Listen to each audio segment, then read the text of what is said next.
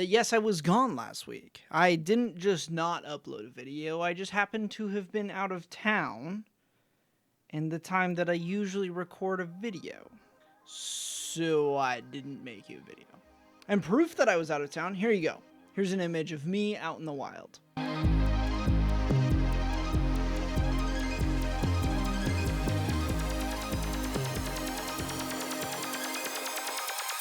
Delicious hot schmoes.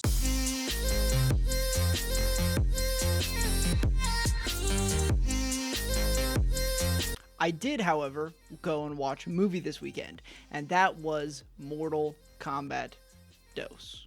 If you haven't seen the first Mortal Kombat movie, it's a movie, and it's based off of the Mortal Kombat video game. If you haven't seen the second Mortal Kombat movie that just came out, it is a movie based off of the Mortal Kombat video games. Now, here's my problem with this, is the Mortal Kombat video games are fighter games. There's not like, I mean, yeah, there is lore, but like, it's not a story. So when you're trying to create a movie based off of this type of video game, there's not necessarily a lot you can do unless the producers of the video game give you a lot of creative freedom, which they did not. At least it doesn't feel like it. The movie was a lot of fun. Just first off, it was enjoyable to watch. It was nice and gory, nice and bloody, just like the video games. However, it could have had more. If you've ever played Mortal Kombat, you would know that a big draw to why Mortal Kombat is such a cool game, whether you like playing it or not, is the finishers.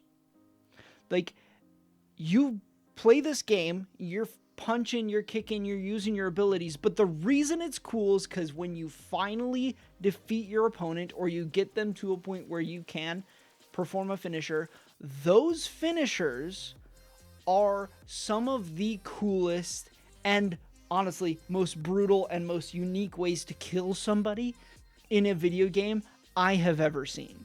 And this movie has almost none of them.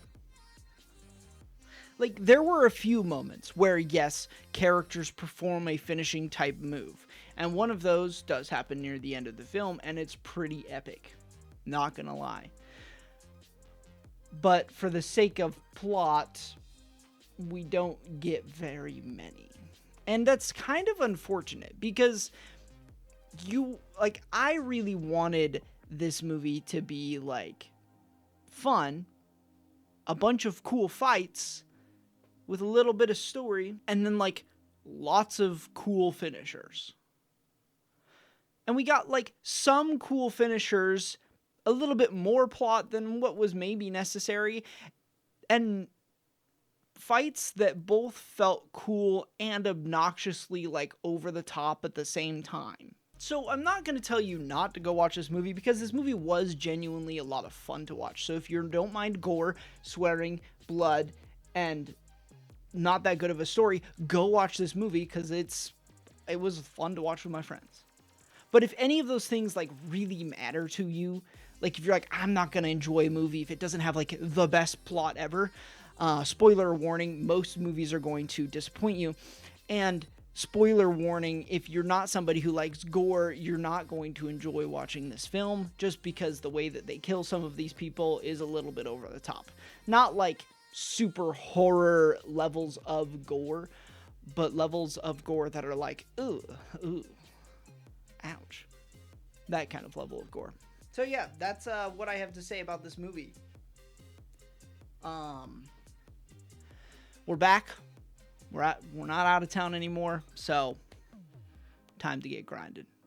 Thank you for watching today's video. If you like my random rants about movies or anything of the sort, please don't forget to press some buttons down below. And if you don't feel so inclined, then type something down below.